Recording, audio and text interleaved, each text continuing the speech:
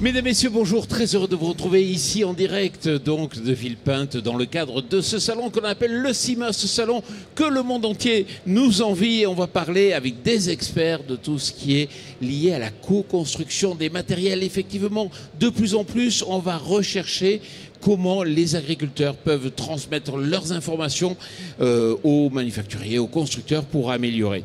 Pour en parler, je suis en compagnie de Simon Ritz. Bonjour, vous êtes enseignant La Salle Beauvais, titulaire de la chaire agromachinisme et nouvelles technologies. Bonjour. Bonjour, Benoît Puel. Bonjour. Bonjour. Vous êtes spécialiste d'innovation agricole chez Michelin. José Godino, vous connaissez, on a été vous rencontrer dans votre exploitation. Oui, bonjour. Je suis agriculteur avec mon frère dans le Maine-et-Loire. Une exploitation qui est super, très dynamique, avec justement, en ayant bien compris tout ce qui est changement, on aura l'occasion d'en parler. En gros, vous faites des céréales comme d'autres font du vin, c'est bien ça? Oui, tout à fait, ouais, c'est ça. C'est-à-dire que vous êtes capable de proposer la bonne farine, et pour ça, vous avez appris à parler d'ailleurs le métier, le langage des meuniers. Tout à fait, oui. Et ça, c'est vraiment intéressant. Et juste à mes côtés, Loïc Boller, bonjour. Bonjour. Vous êtes agriculteur dans l'Aube. Caractérisez un peu votre exploitation.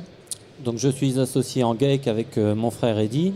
Nous sommes agriculteurs et nous faisons de l'agriculture de conservation depuis 2 ans et demi. Et donc notre souci premier, c'est la préservation des sols. Benoît Puel, une des nouveautés, des innovations dont on parle beaucoup, bien sûr, c'est le Zenaterra. Le Zenaterra, c'est à l'origine une demande des agriculteurs? Oui, alors tout à fait. La particularité de cette offre, en fait, c'est la création d'agriculteurs. Ce n'est pas une création Michelin. C'est des agriculteurs qui ont travaillé ensemble et qui eux-mêmes ont créé leur offre idéale. Racontez-moi un peu comment c'est passé. Alors ça s'est passé, déjà on l'a fait dans une exploitation. Les agriculteurs étaient majoritaires. Et c'est eux, entre eux, qui ont échangé, qui ont expliqué quelles étaient leurs difficultés quotidiennes, quelle était la satisfaction de leur travail. Et on leur a demandé d'imaginer des offres idéales. Ils en ont sorti 10. On a sélectionné 3. On a fait des tests sur 3 et on en a sorti une. Et on n'a jamais parlé de technologie à ce moment-là. On parlait de solutions globales. Et après, on a mis à disposition les technologies pour construire les offres avec eux. On sent que le télégonflage, ça se développe de plus en plus. Et effectivement, il faut avoir la capacité de répondre à des environnements qui sont différents, sur route, au champ, avec des contraintes qui sont différentes. José Godino, vous connaissez le télégonflage depuis 1994. Ah ouais, donc ça fait quelques années quand même. Disons que sur l'entreprise, tous les véhicules qui ont des roues, donc des pneus, ont un système de télégonflage pour adapter la pression au champ et à la route. Il n'y a aucune machine qui rentre dans les champs à plus d'1 bar. Pour limiter la compaction? Voilà, c'est l'intérêt premier, l'intérêt agronomique, c'était préserver la porosité du sol. C'était ma motivation première dès les années 90. D'accord. Et vous dites, bon, j'ai visité votre exploitation, il y a des salariés, c'est intéressant parce que vous êtes sûr au moins que dans tous les cas, quel que soit le salarié, le sol est respecté. Tout à fait. Alors c'est vrai que les premiers systèmes qu'on a mis dans les années 90, ils n'étaient pas automatisés. Après on est passé avec des systèmes pilotés par des petits softs. Et maintenant on a un programme intégral, abouti, le Zenaterra, qui permet, quelle que soit la personne, en fait, d'aller chercher tout de suite la bonne pression de consigne en fonction de chaque condition d'utilisation. Et ça, c'est top. Loïc Boller, vous êtes souvent sollicité par des constructeurs et manufacturiers. Vous aviez testé là, le Zenaterra, par exemple? Donc nous avons été sollicités par Michelin. Donc un jour, nous sommes venus sur le stand Michelin et on avait évoqué notre problématique de parcellaires très morcelés. Donc on fait beaucoup de routes. Et donc l'objectif c'était de préserver les sols et de pouvoir adapter la pression idéale au champ et à la route. Donc j'ai eu l'occasion, Benoît m'a appelé un jour en me parlant de tout ça et je lui ai dit qu'on était en agriculture de conservation et que nous, notre souci c'était de préserver les sols. Donc il nous a proposé d'essayer le nouveau pneumatique Evobib. Et de ça a découlé donc l'assemblage. On avait installé le télégonflage déjà sur notre tracteur avec d'autres pneus. Et suite à ça, nous a proposé de développer donc, la solution Zenaterra, donc de développer le système d'enregistrement de plusieurs outils et d'adapter donc la pression au sol et au champ. C'est drôlement intéressant de pouvoir échanger comme ça en direct. Oui, tout à fait. Pour nous, c'est clé en fait, parce que dans cette expérience, ce qu'on recherche surtout, l'utilisateur a besoin de techno, mais c'est surtout qu'elle soit accessible. Et aujourd'hui, l'enjeu avec nous est de travailler avec les utilisateurs en direct. C'est comment rendre accessible ces technos de façon simple. On n'a pas besoin d'être un expert et c'est ça qui est clé.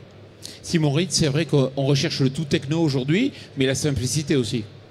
La simplicité est absolument indispensable et on observe vraiment un besoin qui est exprimé au niveau des agriculteurs de se réapproprier les outils et leur capacité du coup ne serait-ce qu'à faire des opérations de maintenance par exemple sur la ferme sur du mécanique plutôt que du technologie. La technologie est importante, elle est utile, elle va permettre d'aller plus finement dans certaines situations, mais on a aussi ce besoin-là qui est parallèle et qui émerge de comment est-ce que les agriculteurs peuvent se réapproprier leurs outils, leurs propres outils sur la ferme et aussi en maîtriser l'utilisation à leur plein potentiel et avec le niveau de formation qui va avec. Et vous y croyez? Parce que je crois d'ailleurs que vous allez organiser un événement un peu dans ce sens-là. On est en plein dedans. On cherche absolument à capitaliser sur cette innovation qu'on peut appeler l'innovation ascendante qui vient du savoir-faire, qui vient du terrain. On organise cette journée, les Unitech Days, le 11 avril à Unis-la-Salle-Beauvais, où le thème est l'innovation par les agriculteurs. Et donc comment est-ce que des agriculteurs qui ont une idée et qui ont envie d'innover ont matérialisé leur envie, soit par de l'équipement, donc une organisation sur un outil, une innovation sur le organisationnel également, ou une innovation agronomique sur les différents aspects, association de culture, préservation des sols. Le sol est toujours le point commun. L'intérêt aussi, c'est limiter les coûts. Enfin, il y a une capacité à pouvoir maîtriser aussi, par rapport à la demande des agriculteurs, un aspect prix. On le sait, les charges de mécanisation sont très très importantes sur l'exploitation agricole. C'est toujours un des postes les plus importants, si ce n'est le plus important. Il y a une réelle volonté d'avoir des outils qui sont accessibles aussi d'un point de vue de l'investissement, ça c'est très clair. José Godino, moi je vous vois souvent des constructeurs de matériel, pas seulement dans le domaine du pneumatique. C'est presque une activité, mais vous en retirez un bénéfice? Disons que moi j'ai des objectifs agronomiques qui sont précis.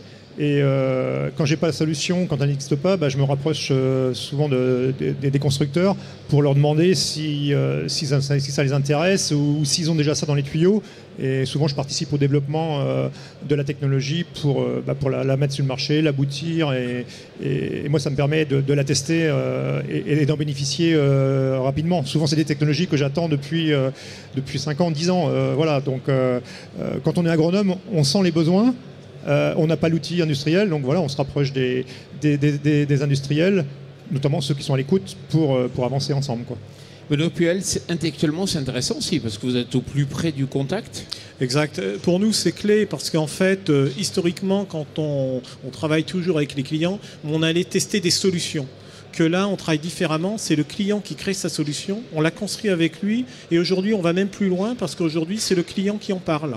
Parce qu'on pense que c'est lui qui peut mieux expliquer la solution, l'offre, et donc, quand on parle de Zenatera, eh bien, c'est les clients qui sont en train, sur les réseaux sociaux ou dans des salons et autres, qui parlent de cette solution.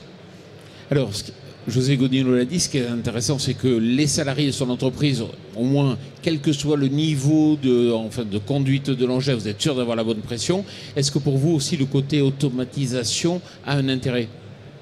Oui, effectivement. Donc pour stocker toutes nos données, quand on avait fait les pressions et enregistré avec un expert de chez Michelin, c'était de valider la bonne pression adaptée sur la route ou au champ. Et du coup, là, ça évite de se promener avec des fiches, avec tel outil, tel tracteur, telle pression à tel pneu. Là, en fait, tout est enregistré dans l'isobus du tracteur et on sélectionne l'outil que l'on veut et on actionne directement lorsqu'on est au champ pour mettre la pression adaptée au champ ou sur route.